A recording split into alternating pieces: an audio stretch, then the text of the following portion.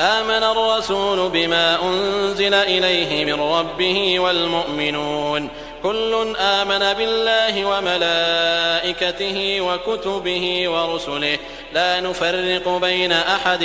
من رسله وقالوا سمعنا وأطعنا غفرانك ربنا وإليك المصير. لا يكلف الله نفسا إلا وسعها لها ما كسبت وعليها ما اكتسبت ربنا لا تؤاخذنا إن نسينا أو أخطأنا ربنا ولا تحمل علينا إصرا كما حملته على الذين من قبلنا ربنا ولا تحملنا ما لا طاقة لنا به واعف عنا واغفر لنا وارحمنا أنت مولانا فانصرنا على القوم الكافرين.